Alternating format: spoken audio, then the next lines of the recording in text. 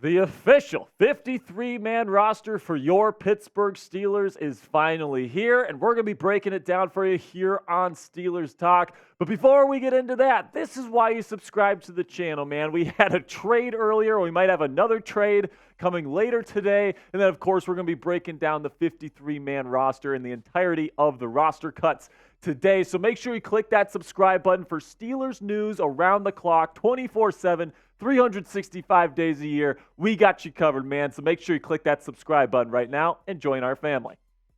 Now let's go over the final Steelers roster cuts that were just announced by the team. Starting with Luke Barku, the cornerback, Chris Wilcox, another one. Braden Fajoku, my biggest surprise of the day, the nose tackle that absolutely looked fantastic in training camp practices this year. He has been cut. Then you also have Jonathan Marshall, Nick Kwiatkowski, so the Steelers have four linebackers, inside linebackers on the roster right now. David Perales, the undrafted free agent that started to show some good things in the latter half of the preseason. Quincy Roche, Ryan McCollum, Greg Bell, Xavier Valade, and then six more here for you. Trenton Thompson, the hard-hitting safety, had some nice standout moments in the preseason. It'll be interesting to see if they bring him back to practice squad. Trey Norwood, 53-man roster member last year, has been cut this year after a pretty impressive training camp. He showed some pretty decent things. I would expect him to be a practice squad priority.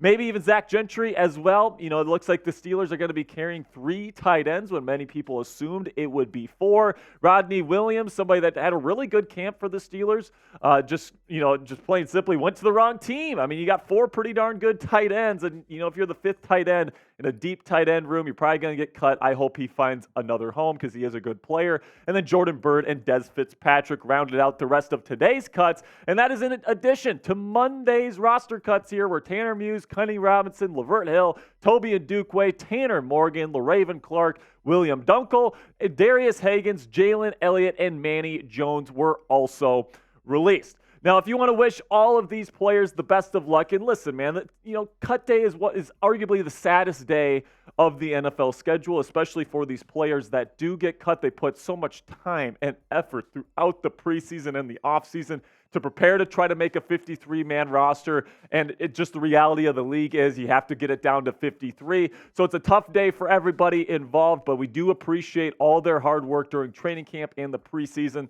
So if you want to go down there and show your appreciation, type good luck in all caps down there in the comments section. Now let's get into this roster, man, starting with the quarterbacks. Of course, Kenny Pickett's going to be your QB1, and then they're going to be carrying two backups this year, Mitchell Trubisky, and I assume Mason Rudolph will be the emergency quarterback and kind of fill that additional spot on that the NFL is allowing for teams to carry a third quarterback outside of the 46 that are allowed to dress. Then you got Steelers running backs here. Then, this is about what we expected, right? Three running backs this year on the 53. Najee, Jalen, and Anthony McFarland are going to be the three backs in the Steelers' backfield, at least to start the season. Then we shift over to the wide receiver depth chart here, where you're carrying six wide receivers this year. And yes, Gunnar Olszewski ended up making the final roster. I did project Olszewski to make this roster. Got a little bit of flack for that. A lot of people thought he was going to get cut, but it's looking like they view him as a viable special teams backup to Calvin Austin III, who should be a really nice punt and kickoff return man. But other than that, man, you got Deontay Johnson still as your number one receiver. George Pickens is going to be trying to take that title from him this year. He's currently the wide receiver too. Allen Robinson will play mostly in the slot this year, and then Calvin Austin III, when you go to those four wide receiver sets and in obvious passing situations, will be that fourth option. And then Miles Boykin is a special teams ace that they're also bringing back for this year. Then on the tight end room, it's very interesting to me, man, because they're only carrying three, and one of them is also listed as a fullback. Pat Freiermuth is going to be the receiving tight end for the Pittsburgh Steelers this year. That's pretty obvious. He's going to be the number one guy. But Darnell Washington is going to be the for sure number two dude in there and the blocking tight end for this team. A lot of people thought that the Steelers would keep Zach Gentry to be the blocking tight end until Darnell Washington is ready. But now that they've cut Gentry and they have elevated Darnell Washington up this depth chart, that tells me that they already believe Darnell Washington can be a beast for them as a blocking tight end, and they've actually been really impressed with him as a receiver throughout training camp and the preseason. Then Connor Hayward's going to be that Swiss Army knife, being a tight end, being a fullback. He's a good blocker. He's also a good receiver, very versatile piece, really showed out during the preseason. Don't be surprised if you see him play a little bit of running back as well. Then we get to the offensive line here where you're carrying 9 offensive linemen here for the 2023 season. You got Dan Moore Jr. as your starting left tackle. Sayamalu will be the starting left guard. Mason Cole at center. James Daniels at right guard. And then Chukwuma Okorafor will start out the season as the starting right tackle.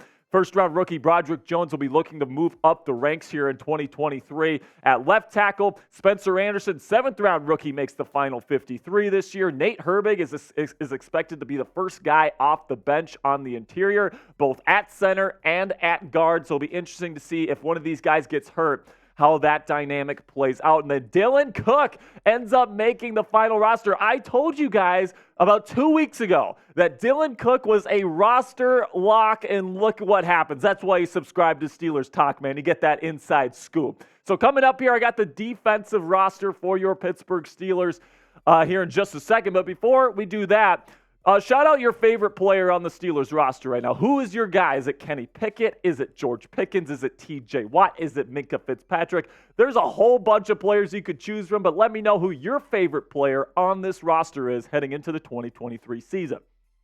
Then we get to the defensive line here.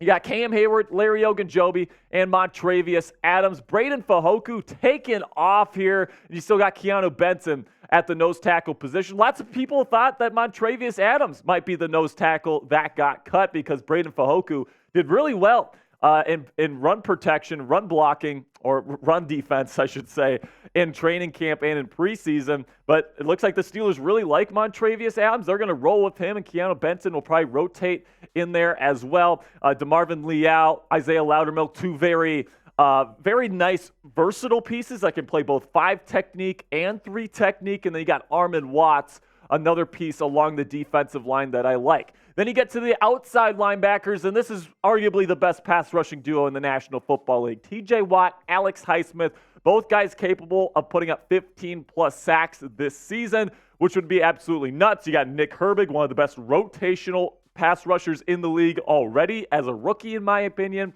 And then you're carrying Marcus Golden as well as another rotational rusher. Then you get to the inside linebackers here. You got Cole Holcomb as your true every down inside linebacker 1. And then I think Landon Roberts and Quan Alexander will rotate between the two of them, depending on the situation. It'll be interesting to see how that dynamic plays out throughout the season and see which one of those two gentlemen gets more snaps. And then you also got Mark Robinson, who is going to be on the roster as well. Going to the safeties, you got Minkah Fitzpatrick. It's a very similar situation here with the safeties as it is the inside linebackers. You got that number 1 guy that's going to be on the field every single play, and that's free safety Minkah Fitzpatrick. And then you got DeMonte KZ and Keanu Neal that are going to be splitting time at strong safety depending on what coverage that they're in, depending on the situation in the game. And then at the end of the depth chart there at safety is Miles Killebrew, the special teams captain from last year. I'm guessing he's going to be a captain once again here in 2023. Then you go to the cornerbacks here, and this is they're holding on to 6, and these are about the 6 guys that you kind of expected, right? Patrick Peterson, Levi Wallace. That's Joey Porter Jr.'s picture, but Chandon Sullivan will be the starting slot corner here. And then you got Joey Porter Jr. I believe he'll be more of a rotational piece. He'll get a couple reps a game, especially to start, and hopefully he can usurp Levi Wallace as that number 2 or even number 1 cornerback by the end of this year. But it's looking like Pat Pete, Wallace, and Chandon Sullivan, or Elijah Riley, who could still win the starting slot cornerback job. They have not announced who has won that position. And then also James Pierre ends up making this 53-man roster again. So those are your 6 cornerbacks. And then maybe the biggest surprise out of anything today is that the special teams, right, the punter situation, Presley Arvin III and Braden Mann both made the final roster, so they're carrying 2 punters. Then you also got Boz as your kicker, and then Christian Kuntz with the long snapper position. I want to talk a little bit about the Brandon Mann, Presley Harvin III situation, keeping both of them. I do want to say that's likely that they're going to end up trading one of these gentlemen here or cutting one of them. They probably have someone that they have their eye on. They're probably still working out a trade with maybe the Philadelphia Eagles, who said that they've been interested in Braden Mann. So that'll be interesting to see how that plays out. I definitely don't think they're going to be keeping 2 punters. I don't think that's their plan, but if it is, that's a terrible plan in my opinion. But let me know down there in the comment section, what is the most surprising Steelers roster addition from this year? Now, I know the question is framed like an addition, but I think the biggest surprising cut, at least in my opinion, the surprise move, has been Braden Fehoko, right? Throughout training camp, throughout preseason, we've been talking, like everybody's been talking about Fehoko absolutely crushing it as a run defender. He was arguably the best run defending defensive lineman on the Steelers roster during training camp, and now he is cut. He has hit the open market, and I'd be really surprised if someone doesn't pick him up because the reports on him have been absolutely glowing. And the reason, especially with the way that they're keeping 2 punters, right? They're keeping a second punter, but you're not keeping what was really a dominant run defender in training camp. That's definitely a head scratcher to me, man. But it's definitely going to be interesting to see what they do with that 2-punter situation, because I really do doubt that they're going to be going into the season with 2 punters, because that is absolutely unheard of. But anyway, man, that's going to be it for today's show. Hope you guys enjoyed yourselves today. Make sure you click that subscribe button, because if they end up trading Braden Mann later today, if they end up signing somebody like an interior offensive lineman or something along that line, we're going to have a video for you guys. Breaking news here on the channel. We're going to have you covered with all of your Steelers news and rumors coverage that you're ever going to need throughout this season. We got a weekly live show on Wednesdays at 5 p.m. Eastern. We also have weekly watch parties for this season. All 17 regular season games, we're going live and we're breaking down every single play